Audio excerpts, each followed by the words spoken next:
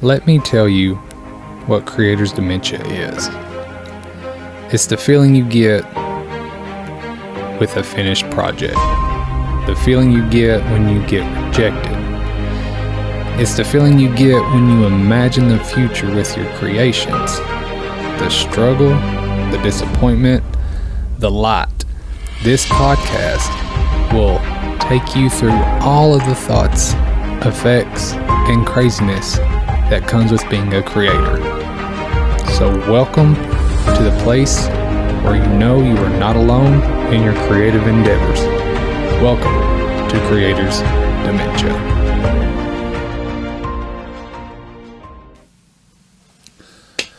Hello and welcome back to another episode of Creator's Dementia. To start the show off, good news is it is scripted, so I won't be rambling like I did last time. But to start the show off, I would just love to give a big shout out to Tyler Clausen on his new newsletter podcast available on YouTube. He, as he said, it's like a journal of sorts, and not only does he give props to his most appreciated fandom, including a personal shout out to the Creator's Dementia podcast. Tyler is a good friend of mine. He was the one that, has taught me a lot about podcasting, and if it wasn't for him, I probably wouldn't have progressed at the rate that I actually have. I'd probably still be stuck with mediocre equipment. So thanks to him, Creator's Dementia has actually grown. And, he claims that he's better at it than I am, despite he does have an 8-year gain at least in this industry, but I just don't know about that. I don't know if he's actually better. I'm just kidding. He actually is. He's way better. He said in his newsletter podcast that if I can do it, he knows he can do it, but he could probably do it better. And yes, he was joking, but it is also extremely true, and I give him major props for that. He's a good guy, and he has multiple talents and multiple things. So, I'm honored that he mentioned Creator's Dementia in his newsletter. It was fantastic. I loved it.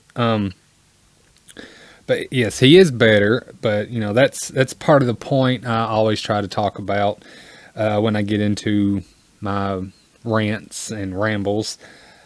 Support is a major stepping stone in the creative industry, and I am glad of the support that I get as well as the support that I give. So go check out Tyler Clausen's new newsletter podcast on YouTube. Just look it up, T.W.Clausen on YouTube. I think it may be called A Bit Much, or that could just been the title of the first episode, but the title could have been The Only Escape from My Child is Death, or something like that. I don't remember the actual title, but you just check it out because it's great. It's amazing. Tyler does an amazing job, so be sure to subscribe to his YouTube channel, and don't forget his Between Lewis and Lovecraft podcast, because it is highly entertaining, and it's just support him. He's really good at what he does. So before I get into the topic of the day, I'm just going to go ahead and warn you that some things are going to get personal. I may get a little excited. I may get emotional.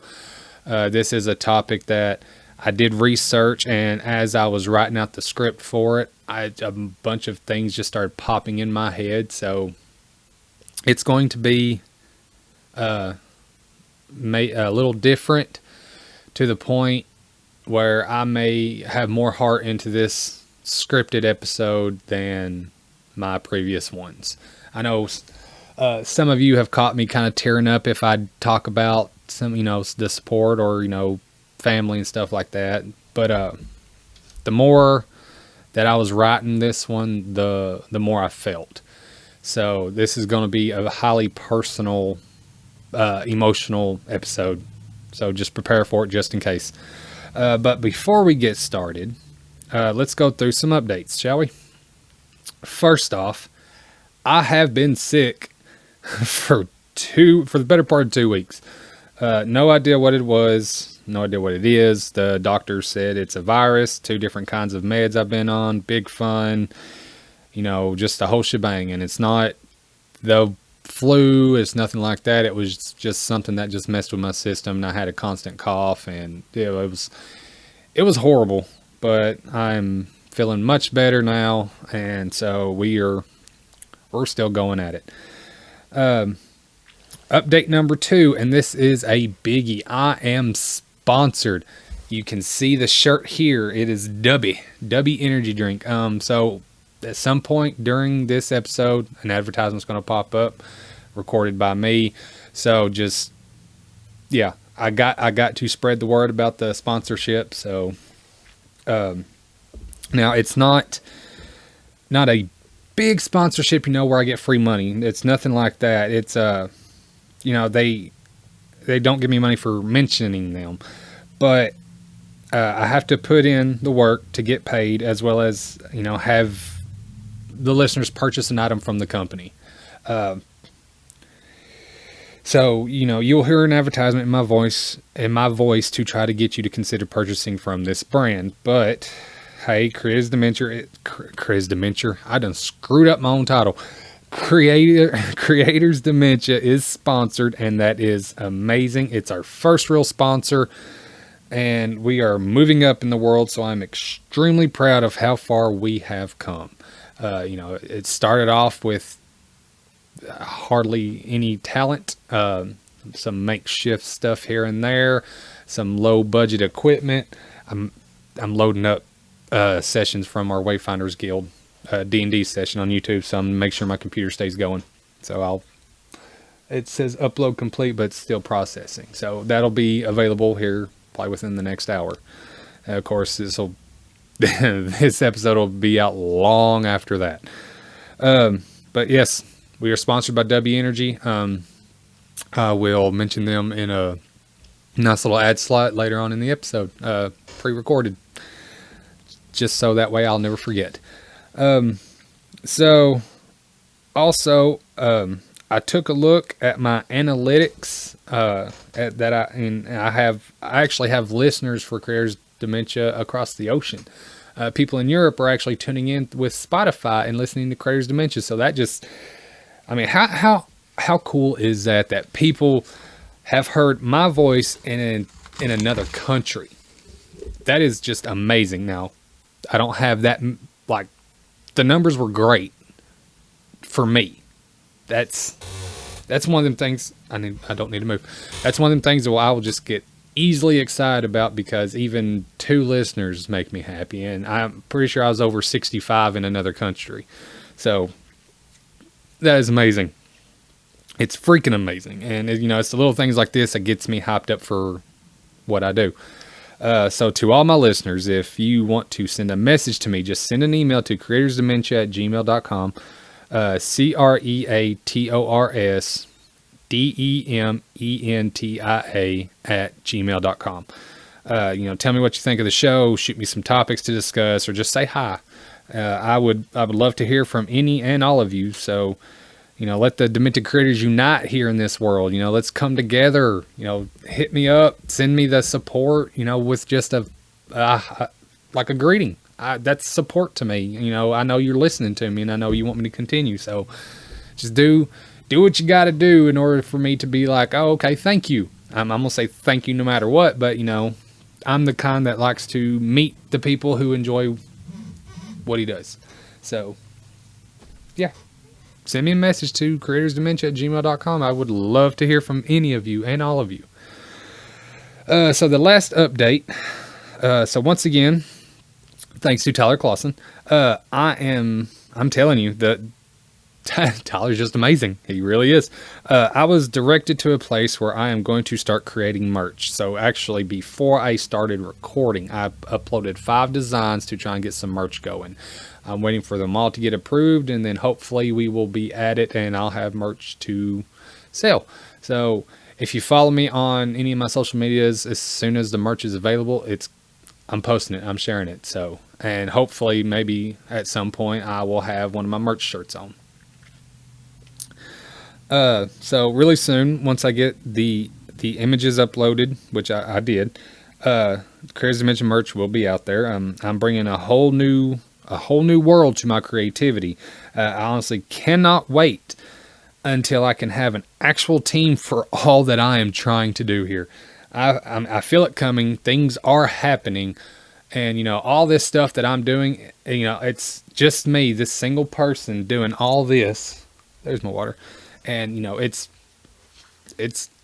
a big. These are big projects. It's like I started at 9:30 this morning trying to get everything going. I was going to start earlier, but I had to get myself up because I have been just extremely exhausted with this sickness. So I'm trying to build myself up here, but it is now 3:34. I'm still going. I got the merch store going. Like I said, I'm just waiting for approval. I transferred over files for the D&D sessions from last night and a couple weeks ago, so I gotta get those uploaded. I've got to do the finish edits for episode 4 of 24 Hours in the Zombie Apocalypse. That's on the Kindle Vela. I've got to get that done today. It's just so much that I've planned to do this weekend that I am going to get done, and nothing is going to stop me. So we are going. We are doing this.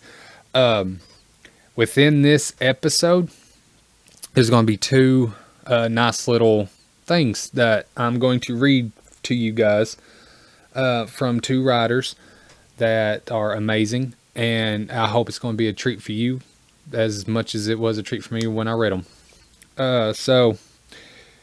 Creators Dementia. So Creators Dementia News Channel crazy updates are now past news. You see how crappy that was scripted right there. I apologize, but I don't know. I started rambling and I went off, and then I looked back at my notebook and realized where I was, and that just kind of threw me off a little bit. But anyways, so Creators Dementia. Let's get to the topic at hand.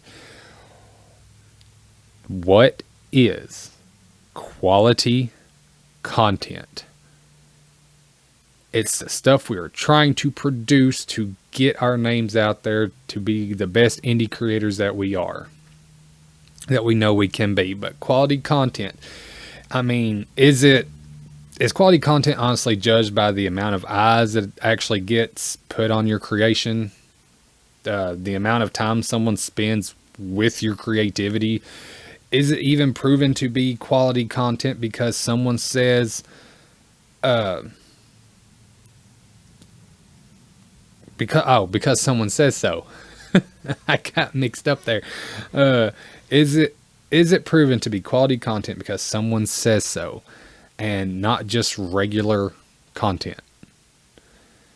The whole formula of trying to figure out ways to make sure people want to see your stuff is beyond my grasp. I don't know the algorithm. I don't understand the algorithm, and I guess that's why I'm not within the algorithm. But I can't tell you the magical number needed to produce such high volume audiences. I honestly cannot. I mean, people can give you tips. I'll give you tips, but I don't know the magical number, and I don't know the magical process.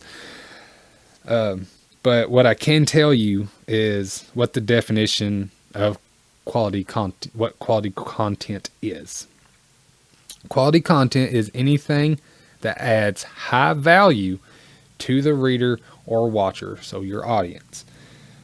Quality content is to increase your audience's understanding of a topic in a way that they may have not been aware of.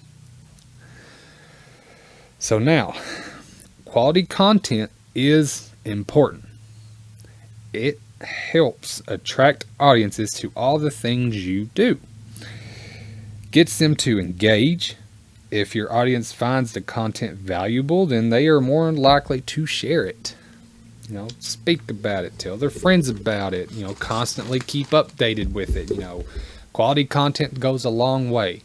I don't know how many people would consider this being quality content, but I know that this certain amount of views that I get, apparently it is, to a certain standard.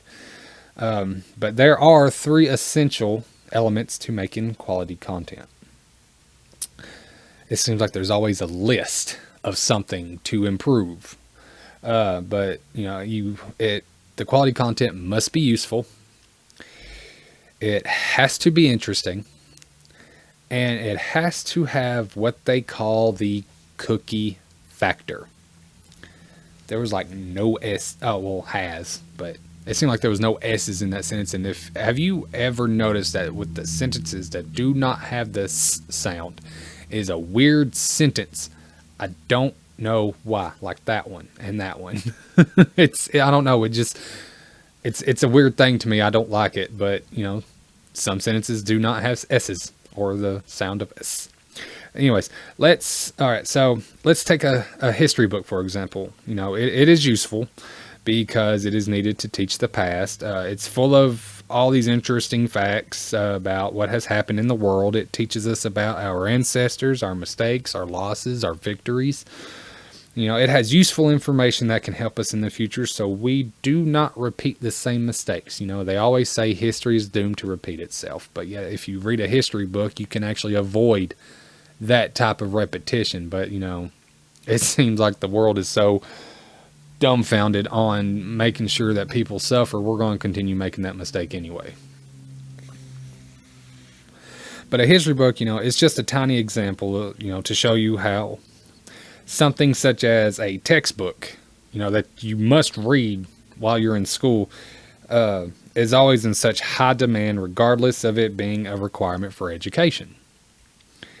Now, you may be wondering about the phrase, the cookie factor. So before I get there, the history book, it's useful. To me, it's interesting. I love history. And the cookie factor doesn't really come into play with the history book because no matter what, it is going to be on demand. But, so we're going to get into what a cookie factor is, and maybe a history book does actually have that. But if you are wondering about the phrase, the cookie factor, I myself was wondering what this was when I first read it. The cookie factor is basically creating a demand for your product with something else that they can't resist to the point, let's flip this page, where they forget the main product you were actually there for and they focus more on something else you bring to the table, kind of like, and we are going to use cookies as an example. Say you are invited to help with organizing a town event. They come to you. They're like, hey, I need to put together the zombie walk. There we go. I've done that. People have heard that you are the great planner. You are a great planner. You complete everything in such detail that they make sure you are in the group to get this organization and this event completed. But what they truly look forward to are your fresh, homemade, creamy chocolate, warm to the touch that breaks apart in your mouth cookies. Say you are a fantastic baker and you bring them cookies everywhere you're invited to. Sounds kind of weird, I know, but it is a true marketing technique. Career Dementia finally got its sponsorship, and we are here to talk about it for just a minute or two. If you are like me and need that extra boost in the morning to help you create awesome content to share with the world, but are tired of the high-priced energy drinks that come in a can, or you are looking for an energy supplement that will just boost your mental and physical state without the jitters or the inevitable crash and burn that awaits you after the known brand energy drink consumption, that's where Dubby comes in. Bam! Look at my slime shirt. My Dubby slime shirt. It's pretty cool. Fits nice, very comfortable, very breathable. Like I'm enjoying this shirt. Dubby is a highly formulated tub energy drink with coffee cherry extract that is perfect for gamers, live streamers, and content creators. And that is why I was chosen. And I'm awesome. Dubby is sugar-free, maltodextrin-free, and keto friendly. And that is so amazing because I am back on the keto diet once again. So this is the kind of stuff that I need. It comes in flavors such as Big Energy Tears Raspberry, Dragon Fruit, Pink Strawberry Lemonade, known as Dragonade, Granny Smith Apple and Secret Sauce, Dub Sludge, and Dubby Fruit Punch Lemon Lime blend called Pushin' Punch. All these flavors, plus the merch that you can enjoy in your everyday life. They've got hats, they've got stickers, they've got shirts, they've got water bottles. They're technically called mixers. But Dubby has all these items that you can enjoy, plus more. You just go to dubby.gg, select the products you want, and at checkout, make sure you use coupon code Creators Dementia for 10% off your order. That's dubby.gg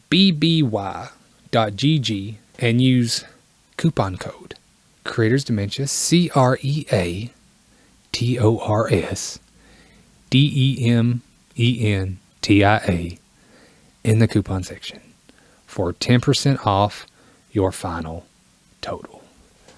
Dubby, the energy drink you may not knew existed, but now you know you need. So let's go with this to the world of writing. You get invited to participate in an anthology. Some of us have done that, and they are awesome. Many writers are joining in where you all combine stories to produce, an amazing book. One that you are just so passionate for that you cannot wait to get to it. But they specifically want you in it. You're a great writer. You can tell a story. You can create a world. But why you specifically, when there's so many people out there that can do that, why you specifically? Is it out of the goodness of their heart? It's possible. I mean, I've been invited to things just out of the goodness of people's hearts, even though they could have cared less if I was there. Is it because they want everyone to have the opportunity to collab with one another? Possibly. Get out. Should have shut my door. It is possible, give everybody a chance, spread out their talents. That way people can see them. I get it. Or it could be because you bring something that everyone enjoys that completely makes your presence memorable. And without you, they believe it wouldn't be as fun or magical. You have that cookie factor. It could be your writing style. It could be the way you support everyone to keep them going. It could even be how you present the world in your writing that just takes it to a whole new level. Or it honestly could be because you make it so much more enjoyable that they just want you around. That is a cookie factor. Something you bring to the table where everyone is glad you're there and they forget the real reason they brought you in the first place, which is to produce a 10,000 word story to fill up a book. They bring you in because you can help with morale, or you bring that certain charisma to a group to where everybody just gets it and can feed off of it and get their stuff done. That can be your cookie factor. I don't know what mine is, but maybe one day I'll figure it out. But yes, for good quality content, you have to have that cookie factor, something that people just radiate to or gravitate to, that radiates off of you, that keeps your entire audience enjoying just being around you. Everyone in this world has their own cookie factor, and once you discover it, you will be able to be the person everyone wants, and they don't care what it takes to get you. It's, finding your cookie factor would be amazing if you can own it, hone it in, bring it out whenever you choose to. Like, I wish I could be one of them avid bakers that, if something was going on, they're like, oh, we got to make sure we get Bradley's cookies. Those peanut butter melt in your mouth cookies. We need those. But we also need him to, put up a flag. I don't know. But, just that certain gripping of people's view of you that honestly just pulls them in so hard that they just cannot see what is going on without you, and it would not succeed without you. That is a cookie factor. And yes, like I said, it's weird, but that's what it's called, and that's what we have. That's what we need. That's how we get our stuff going. It's what brings the audience to us. I know I have repeated the crap out of that, but it's true. So before I move forward with the continuing of this topic, I'm going to actually share some work from fellow friends and authors I believe you all will enjoy. These works bring this topic to life, and it is pure, genuine, quality content. So let me pull it up. I got one right here. I didn't want to misplace it. So the first one I'm reading is from Frank Montellano, and it is called Monsters. So sit back, relax, enjoy this good quality content. Frank is an amazing guy. He's supportive. He cracks me up. Like, I met him in the Phoenix Quill, and I'm so happy he's there. He has a cookie factor in my mind. It's just anytime somebody posts something, I hope he's there to actually respond to it, because like I said, he will bring some humor, but he can also be serious. It's amazing. But this story is called Monsters by Frank Montellano. I've not always slept on a bed. Sometimes I've slept on a canvas cot, or the floor on the hard ground, or slanted on a roof. Don't ask. Or a few other even stranger places, all by choice. But no matter where I laid my head, there have always been monsters nearby. When I was younger, the monsters were big, scary, spidery things, like the brown recluse and its deadly venom that punctured a deep, oozing hole in my leg when I was 7. Or snaky things like the pretty boa that slithered up my stick and almost bit me when I was 4. Or ghostly things like the blonde Kinder's girl that died when I was 8 and haunted the swampy dell south of the village, where she was drowned by her awful uncle. They made me shiver with dread and hide under my blanket. Some nights I would wet myself. As I grew older, the monsters of my childhood years sort of faded into the background. Oh, they were still there, but they bothered me less and less. I was too busy working on the farm or finding out about girls. On certain nights when the rain and lightning bolts fell fast and furious, my nightmares would come and parade around.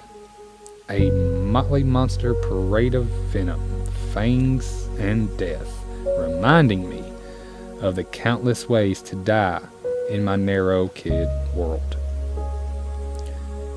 But I knew them now to be childish fears. This realization made me feel like a grown-up. I was bigger than these fears. At least that's the way it was until I went to war. Like many of the other boys, I was young, brave, bold, newly married, and a little fearfully excited of my first war. We didn't realize back then how bad off the war had become, that our generation still in its tender teens was all that was left to raise arms. Grandfather had already followed after dear departed father into the West. I hurriedly kissed my war bride goodbye and ran off with the other boys from the village.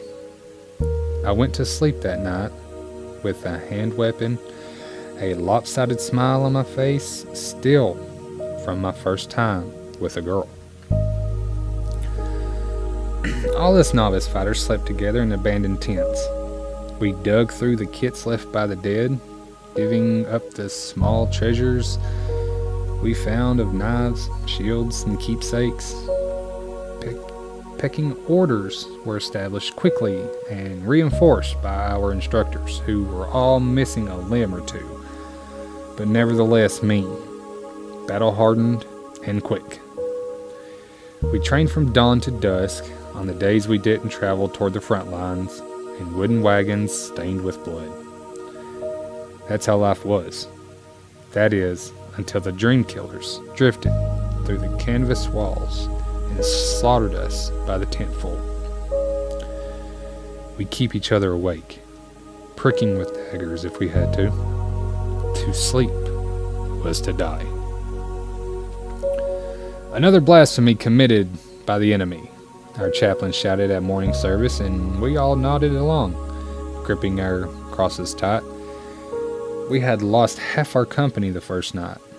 What evil had the enemy done to create these unholy things?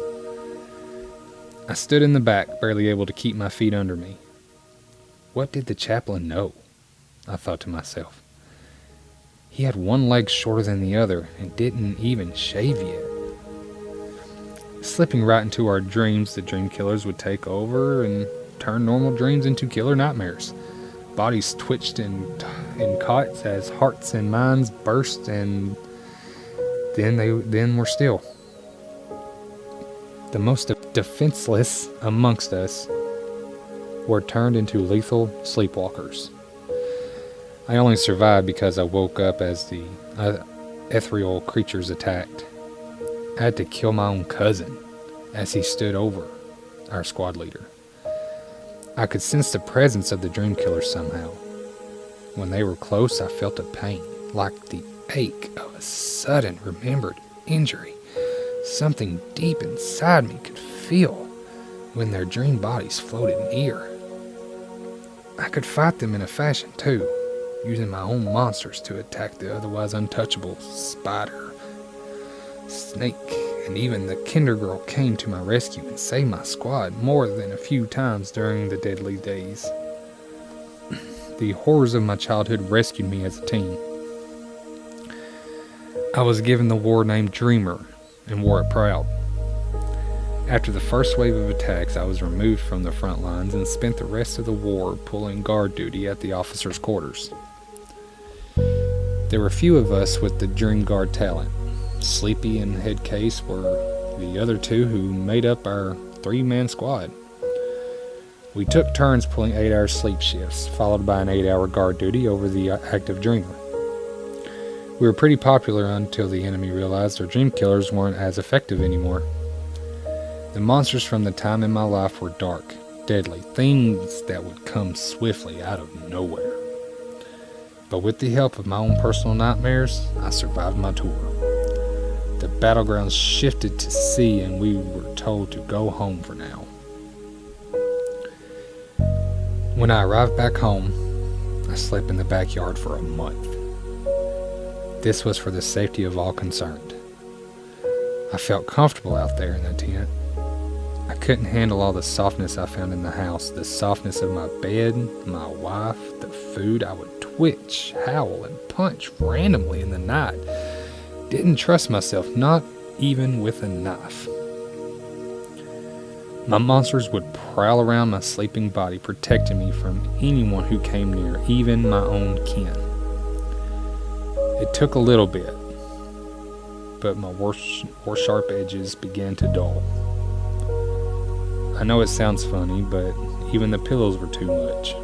I couldn't sleep unless I rolled up an old shirt or something, then lay my head on. By the end of the second month, I was able to sleep in the house and make it through most nights. Those monsters were the hardest to ignore and the ones that seemed the most real. They had the faces of family and friends. They were shadows of lost war mates, imagined wrongs, unfaithfulness, and other things that a mind dwells on after a long absence. I missed the front lines. I didn't tell my wife that, though. couldn't tell her I yearned for the intensity of the war. Her love, the love of my beautiful bride, helped bring me back to a sense of normality, as did the pregnancy. A young, growing belly made the world a brighter, happier place for all, including me.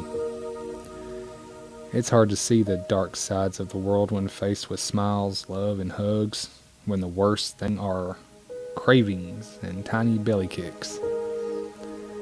The monsters from this time eventually too reached the point of fading away, coming back every once in a while as a friendly reminder more than anything. We left the tent standing up in the backyard though, just in case. I pledged to take it down after the baby was born. Bad nights came, back fewer and fewer. On one of those nights, one of those dark, stormy, emotional nights when all of my monsters came back to visit, I awoke and stumbled outside to sleep in the tent. I thought I was the danger. I thought I was protecting my family by exiling myself to a safe distance. That was the night that the dream killers revenged themselves upon me and took my family. All gone in one terrible night. That was the night when I acquired the scariest monster of all. Scarier than all the evils of childhood and war. The one monster that makes me cry and howl to this day.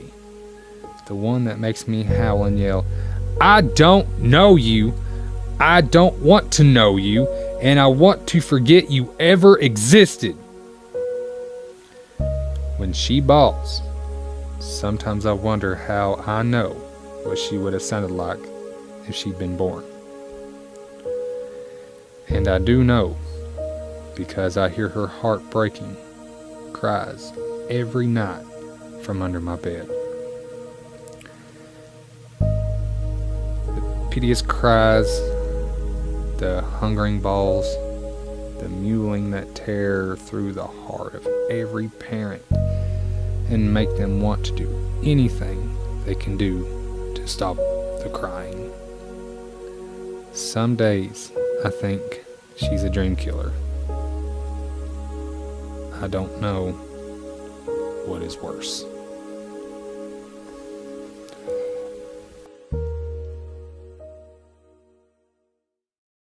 Oh, snap! Frank. Holy crap, Frank. Holy crap, Frank. That's some good stuff.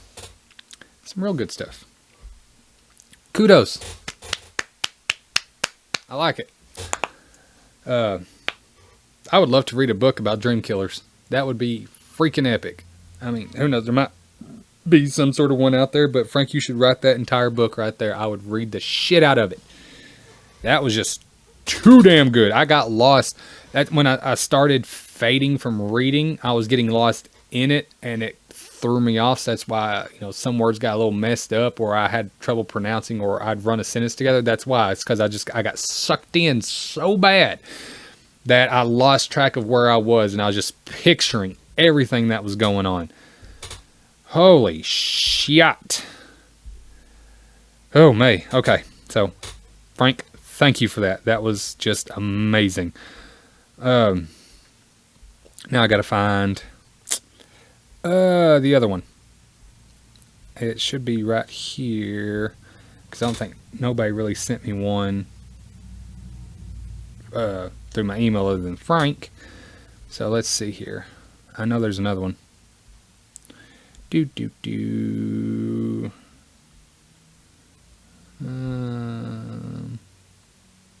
Yep, here we go. All right. So we have a poem by A.F. Lamonte. And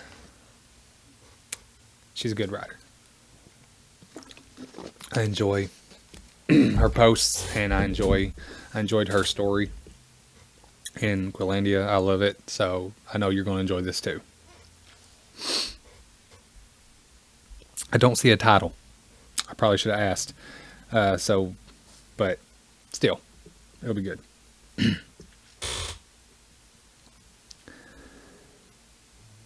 I'm a ship without a compass, lost at sea, letting the wind and waves just carry me to wherever it is I'm supposed to be. The sun will rise as it has all along. The doves at dawn will call their mournful song.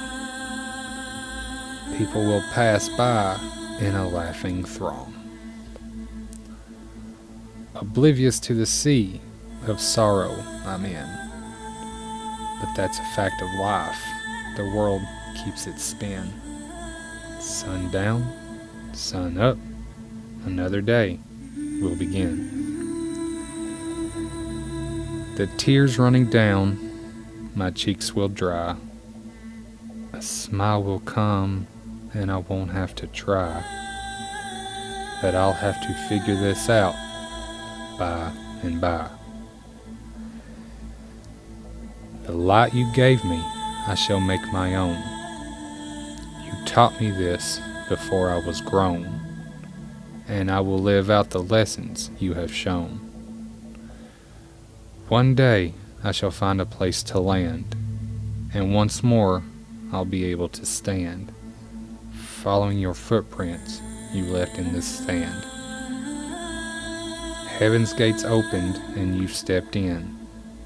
I'll have to read you this poem once we meet again.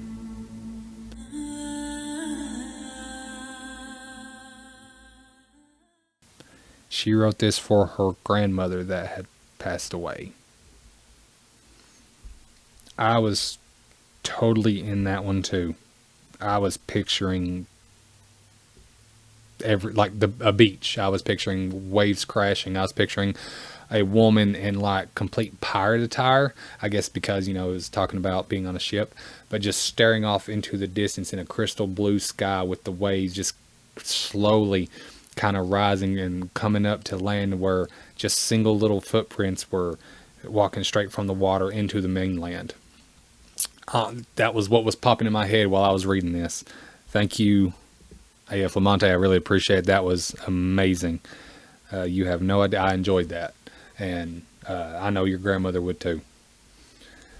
But I'm pretty sure that was the only two that I received for this episode. So if anybody would love to send me something to read, such as, Frank and AF has done. Why did I just do that? I screwed something up in my email. Then I would be more than happy to showcase it. I hope you enjoyed those two. That's some honest to God quality content. That's why I wanted to read them for this episode, so that way people out there know what quality content is. And I just gave you some. You're welcome.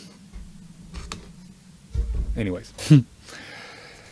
So, after that, now the ultimate question.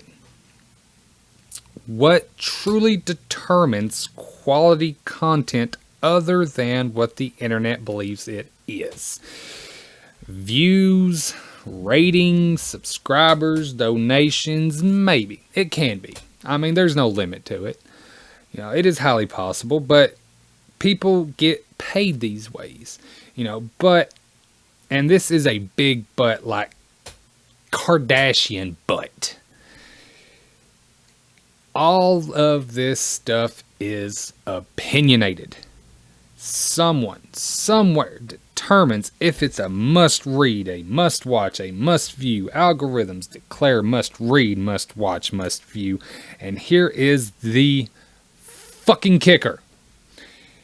You can be that someone who determines these things. A simple share, a shout out, a review. One single person can determine how much quality is actually in content by pressing a simple button.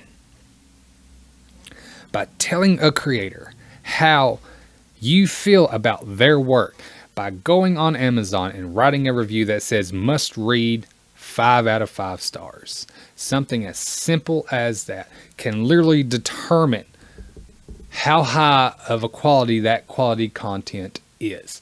That's one thing that, everybody needs to understand. Reviews, word of mouth, and just enough support will determine what is high quality content, what is quality content, and what is just content. Now, if you're like me, you believe that your stuff is quality content. I mean, come on. I enjoy doing this, so this is my quality content. But, the audiences out there that's never even heard of you because no one will actually share your stuff, they're not going to know that you do quality content. They're not going to know if your stuff is high quality content. They're not even going to know about your quality content. That's the thing with the world and the algorithms. We can beat those algorithms if we simply share somebody's creativity at least one time. Write that review, share their video, tell them how awesome they're doing, and you would love to just showcase something that they've got going on. And if you tell a creator how awesome you believe that they are, that will raise their spirits up so damn high that they will figure out more ways to please you in order to keep you coming back to watch or read or listen to their shit. It is freaking true. Serious. We love that kind of support. Even if we do not get paid by a supporter, we love the fact that someone says, I like your shit, keep doing what you're doing. That alone will make us continue to do what we freaking do. And there are elite groups out there such as New York Times bestseller list or, even Rotten freaking Tomatoes that I just cannot stand. These are companies that place ratings on your content. I'm not saying that these specific ones place the ratings on your content. They don't give two shits about mine because they don't know who the hell I am and I'm okay. But, Rotten Tomatoes, I swear, I think, see, this is where the emotional part's going to start coming out.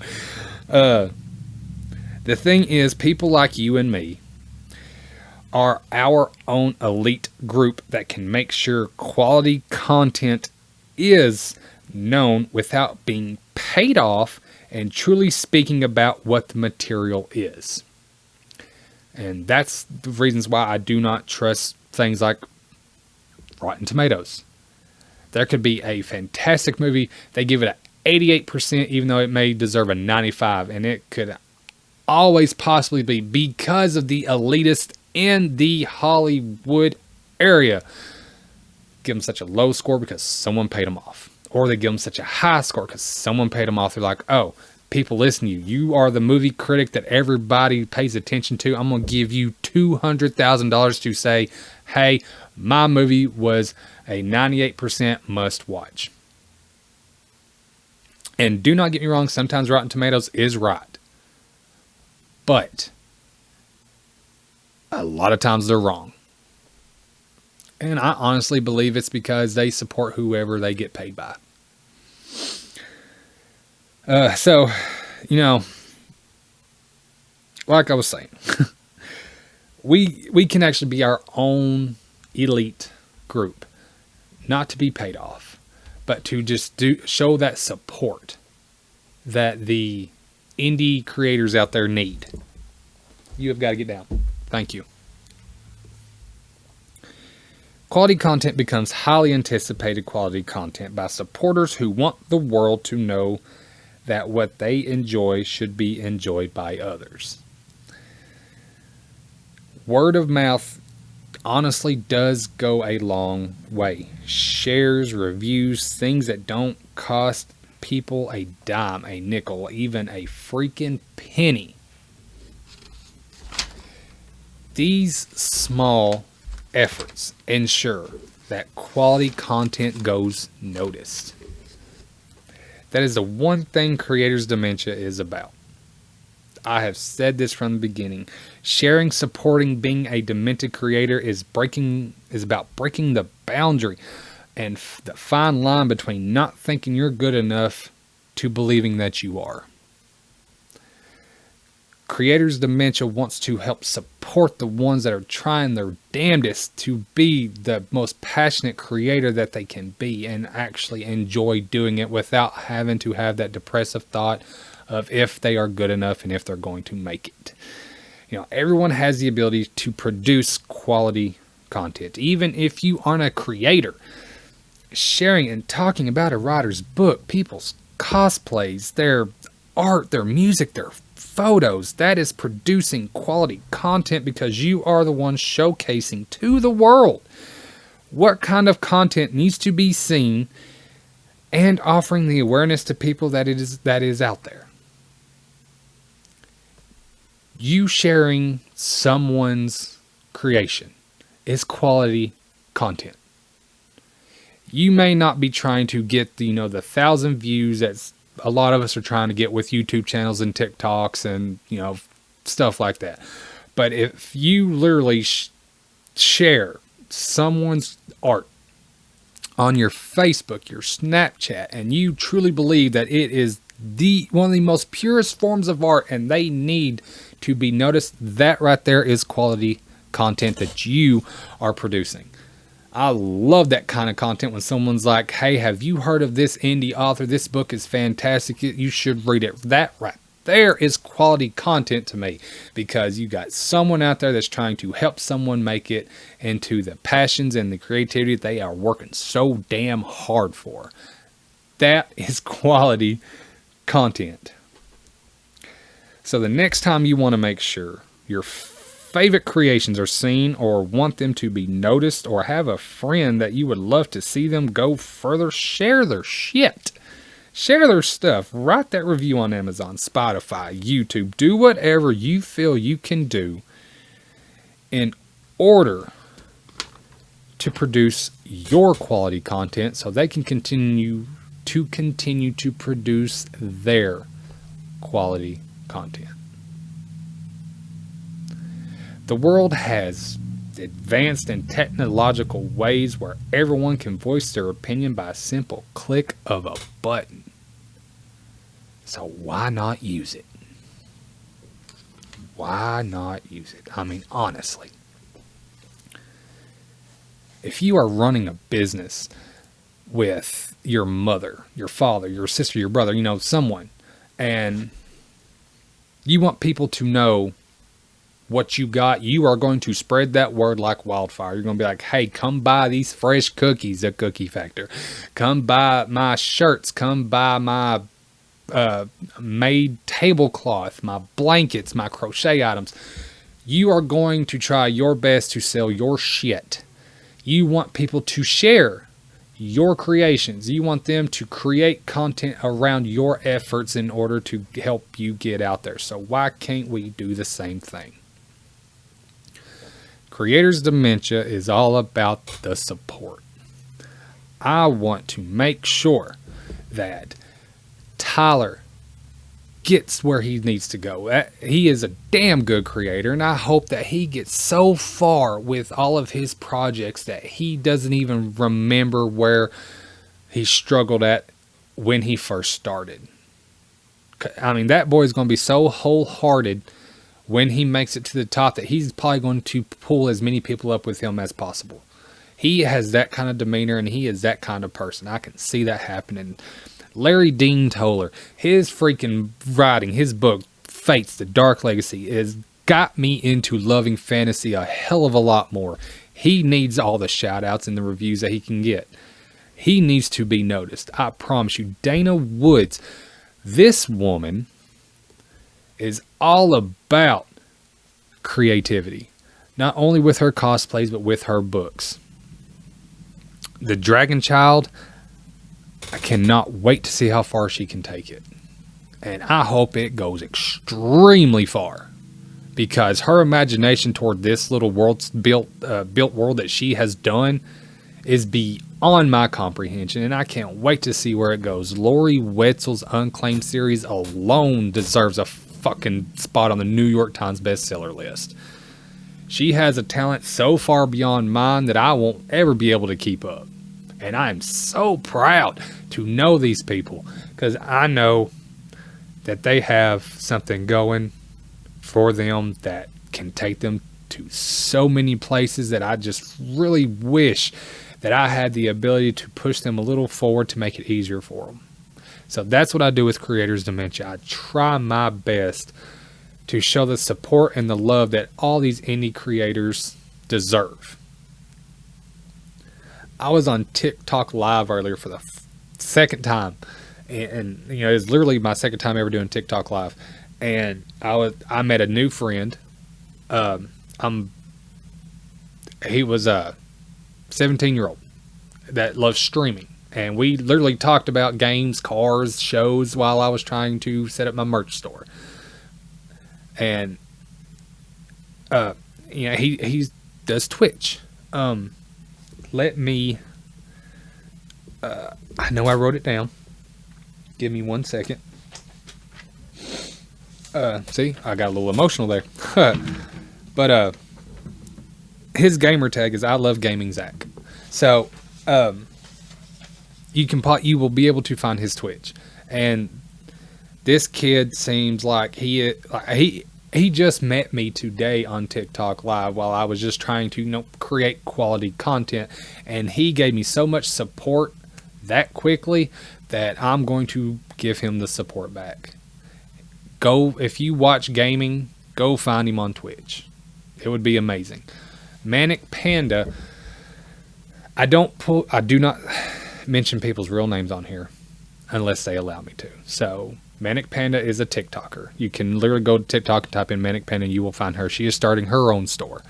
She has been gone for a long time and she is coming back full swing, and she does art, landscape art, anime art. Check it out. I know you'll be able to find it. She's supposed to send me a link, so I will hopefully have it down in the comments where if you want to find her, you will be able to.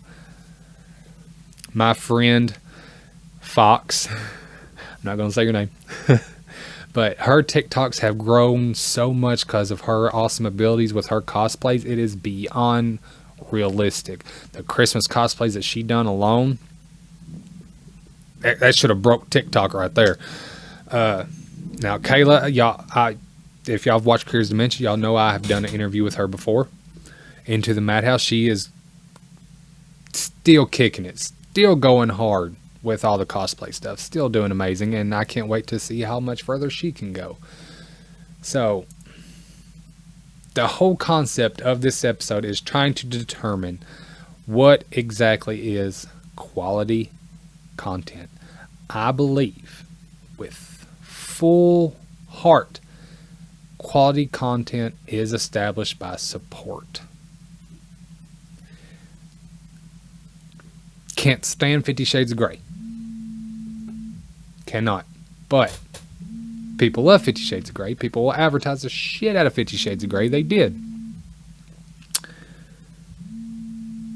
That's where I got its quality content from, was people telling other people that it's a must read.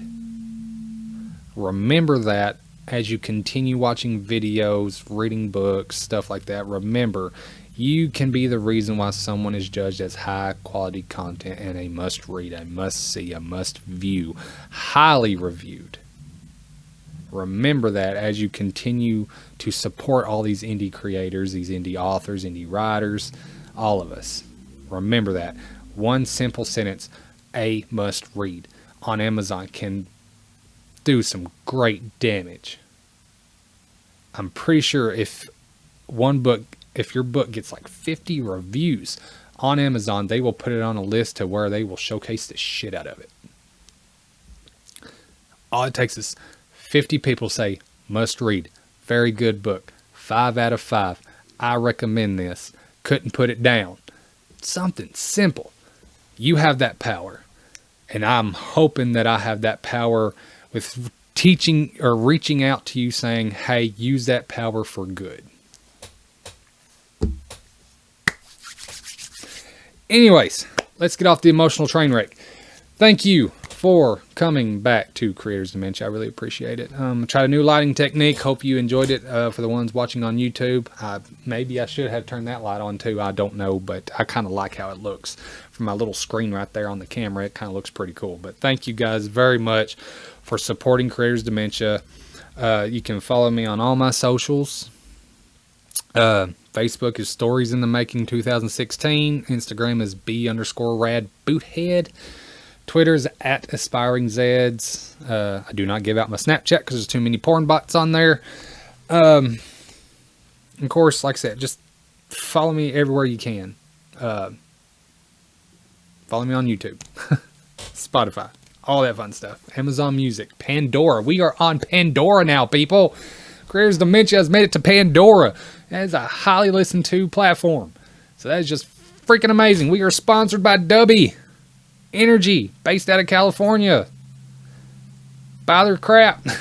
I get paid if you do. You use coupon code Creators Dementia at checkout. Get 10% off your purchase. There's another little advertisement for you.